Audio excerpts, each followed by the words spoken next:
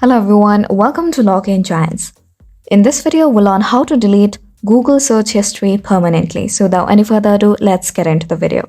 First, simply open up your Google. Next, tap on your profile at the upper right corner and select Manage your Google account. Now from here, select Data and Privacy.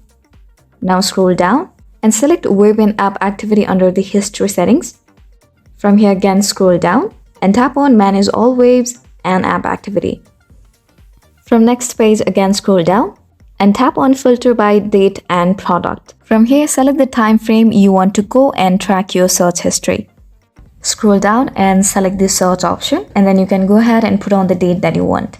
For instance, if you want to delete search history of an entire year, then set the date accordingly. And once you're done, all you want to do is click Apply.